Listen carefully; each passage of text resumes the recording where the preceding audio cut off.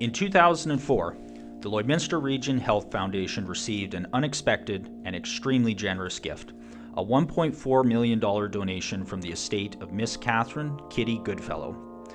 This donation was the first of its kind and opened the doors of new opportunities for the Lloydminster Region Health Foundation.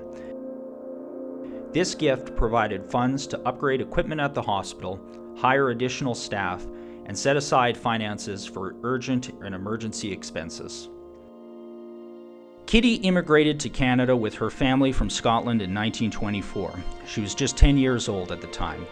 They settled in the Blackrock district in 1925 and engaged in mixed farming of grain, pigs, cattle, and poultry. Kitty, along with her brothers Jimmy and Archie Goodfellow, continued to farm in the Blackrock area until 1978. At that time, they sold the farm and retired.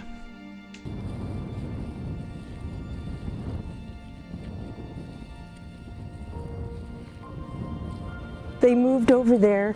Well, the house is about a 61, I think.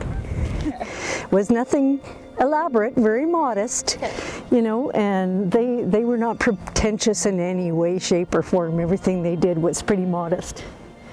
But this is where it all started.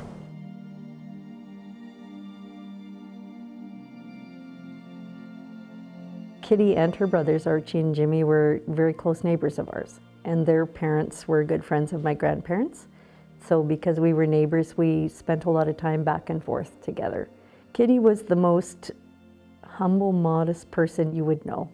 Like, I showed you the chair she made. That's just typical. So hardworking, loved people, loved to be around people, but didn't get to do that too much. She stayed at home a lot and just looked after the boys and cleaned for the boys and cooked for the boys. You know, she was so entertaining because she was such a modest lady. She didn't really ever go shopping or anything like that until, well, she probably went to town once a month to get groceries.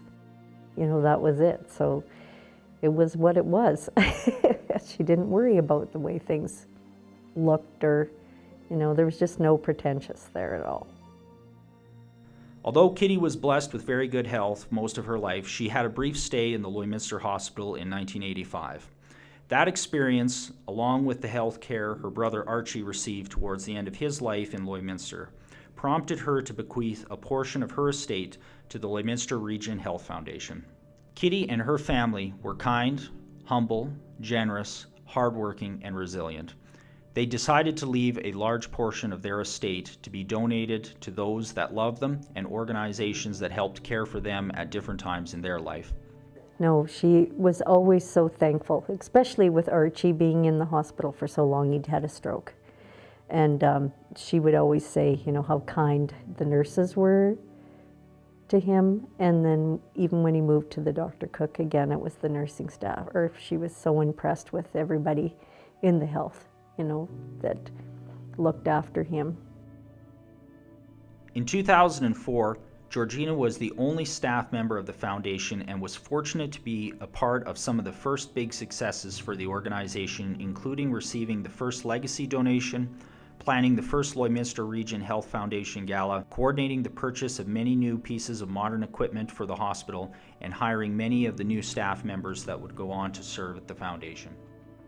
I don't remember if I got a phone call or if the letter arrived, but either way it was one of those things where I looked at it and it was just really exciting to think about what we could do with it. And the gift was completely unencumbered. Like here you go, it was a residual of what was left from her estate, so which is why it ended up being the value that it was. And it was up to us to decide what to do. So then it was really being thoughtful and how do we honor the Goodfellow name in our community, because they'd been here for a long time.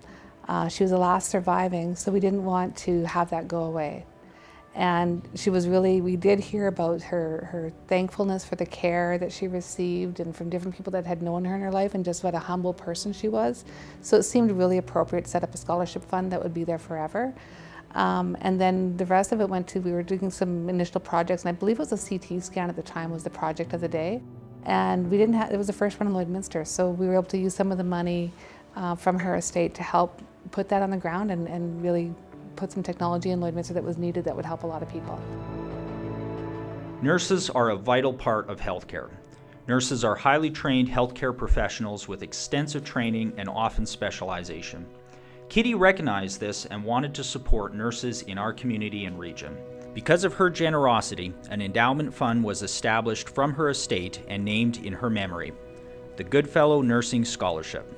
The Goodfellow Nursing Scholarship supports individuals enrolled in a Diploma of Nursing program, Registered Nurse program, and Masters of Nursing program. In addition to the Goodfellow Nursing Scholarship, a professional development fund was established in Kitty's name, the Goodfellow Professional Development Fund, to support the ongoing educational and training needs of nurses. Melissa Wright is the clinical nurse educator at the Lloydminster Hospital. Melissa was one of the first recipients of the Goodfellow Nursing Scholarship and finished her Masters of Nursing, leading her to the career she has today. Having that funding available has been so helpful because it's ongoing. So every year, nurses can apply 2 times a year for funding, which is often used for certification courses, or we'll use apply as a group and bring, say, a certification course for whether it be maternity or the emergency department when you have to bring instructors to town. The other avenue that we've used the funding for is a nursing conference. In the last 3 years, we've been able to provide a conference that aims to educate while inspiring, and it brings nurses from whether they are home care or the emergency room to maternity. It doesn't really matter what department they work on, all together for a day of networking and hearing kind of inspiring sort of patient stories with the education piece to that. So having that funding available has been very helpful for that ongoing education here at the hospital. She was always very impressed with nursing. I wonder if in another life, if she'd had different opportunities, if she might have got into the, you know, caregiving aspect of it, but that just wasn't in the cards for her. And it was really interesting because when we look back to see, geez, had she given over the years, had she done other things? Kitty had made one $25 gift in her lifetime to the Health Foundation, and then left, you know, the bulk of her estate, you know, to help everybody in the community. Like, how phenomenal is that? Since her estate's donation 15 years ago, more than 200 individuals have received financial support for education and ongoing training in nursing from the Goodfellow Nursing Scholarship and the Goodfellow Professional Development Fund. Daryl Howell is an enthusiastic community member here in Lloydminster. Daryl currently serves as chair of the Lloydminster Region Health Foundation Board. Daryl sees the impact that legacy giving like Kitty Goodfellow's donation has made on healthcare in our community. Well, I guess I just see the need for it to happen. There's tremendous pressure for healthcare services, and I think all the data says the pressure is going to increase. And I think the Health Foundation can fill a void and get some things for the region that we wouldn't have otherwise.